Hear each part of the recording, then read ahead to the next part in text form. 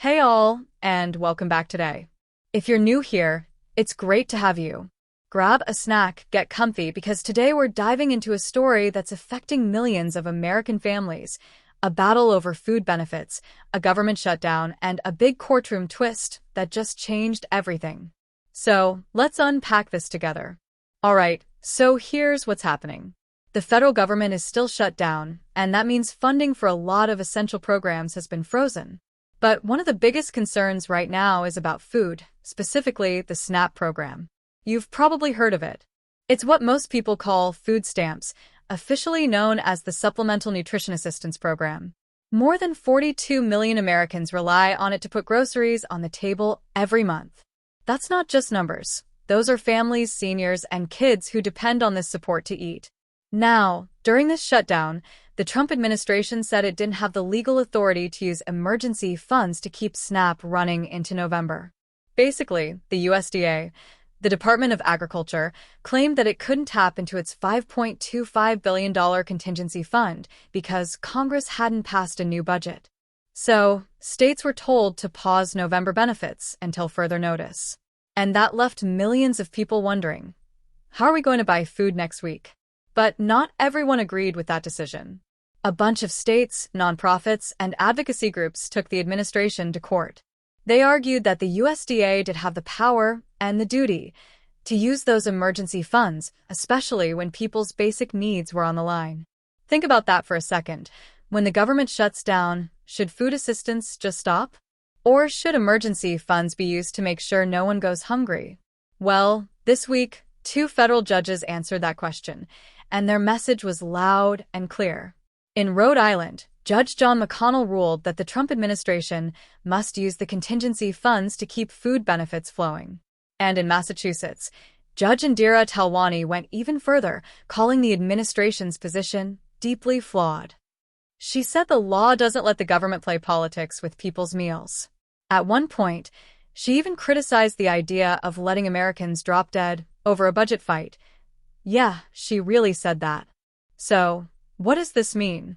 For now, the USDA has been ordered to use its $5.25 billion emergency fund and possibly even another $23 billion to make sure benefits go out. It's a big win for families who are bracing for empty fridges in November. But it's also a huge political and legal moment. The judges basically told the executive branch, you can't just shut off food aid for millions of people because Congress hasn't finalized funding. Here's something to think about. Should the courts have to step in every time there's a standoff in Washington? Or should there be a permanent safeguard so programs like SNAP and WIC never get caught in political crossfire again? Speaking of WIC, that's the nutrition program for women, infants, and children.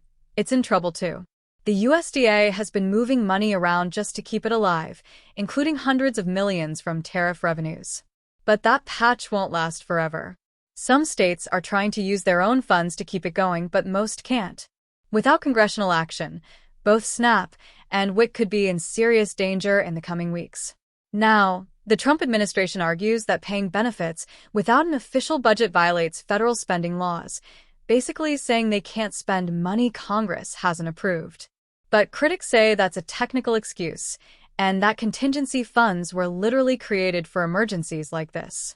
The question is, what counts as an emergency if not people losing access to food? And let's not forget the real human impact behind all of this. Missing even 1 month of SNAP can mean the difference between a full pantry and going hungry. It affects kids' health, parents' stress levels, and the stability of entire households. Food insecurity doesn't wait for politics to sort itself out. It hits fast and it hurts. So, where does it go from here? The USDA now has to comply with the court orders and figure out how to pay out November benefits. The Trump administration could appeal, and Congress could step in to pass emergency funding. But with the government still at a standstill, every day counts. For millions of families, these next few weeks could decide whether or not they can afford groceries. At the heart of all this, though, is a deeper question: what kind of safety net do we want as a country? Should basic programs like food aid ever be used as bargaining chips in political fights? Or should there be rules that keep them running no matter what's happening in Washington? Whatever side of the political spectrum you fall on, it's hard to deny that this issue touches something very human: the right to eat, to live with dignity, and to not have that depend on political gridlock. So, what do you think? Should emergency funds be used to guarantee SNAP payments during shutdowns, or should the law strictly limit spending without congressional approval? Let's talk about it in the comments. I'd really love to hear your thoughts on this one. Thanks so much for hanging out with me today and staying informed. If you found this video helpful, or if you believe more people should understand what's really happening behind the headlines, please take a second to like, share, and subscribe. It really helps the channel reach more people and keeps conversations like this going. Until next time, take care of yourselves and take care of each other.